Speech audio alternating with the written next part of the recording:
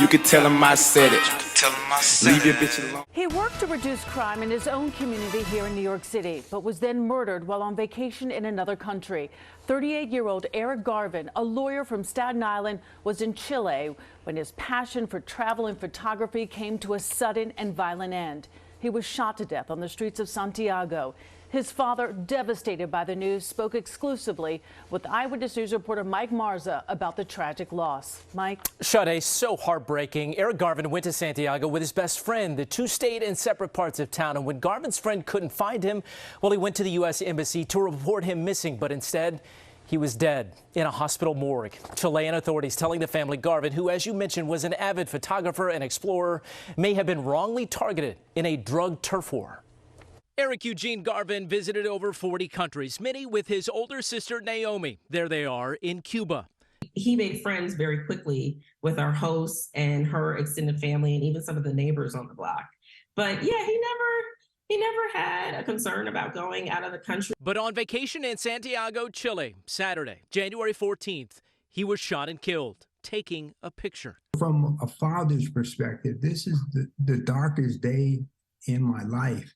In my wife's life. His father and sister flew to Chile to meet with investigators who are reviewing unreleased security video of the crime. What they told us was that my son was innocently walking down the street. He paused for a moment. He took a snapshot of a building in a drug-infested area. And immediately following that, 3 gentlemen came across the street, grabbed my son, stole his phone, and they shot him 3 times. And he died there on the scene. The 38-year-old attorney by trade graduated high school in Maryland and moved to Staten Island a decade ago. He lived a life of exploration and service, inspired by his dad, a former U.S. Air Force colonel. When he was going to law school at University of Maryland, he met a homeless guy by the name of Darnell.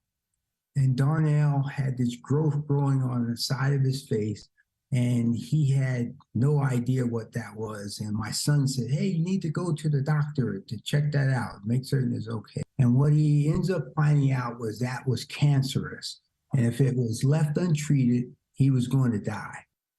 My son going to law school, he was using his advocacy for those who are often not paid too much attention to. Gene, as his family called him, also worked with former Mayor de Blasio's office on community initiatives to reduce gun violence in areas like Brownsville, Brooklyn. Oh, I want people to be more like him, right? I want people to make space for each other.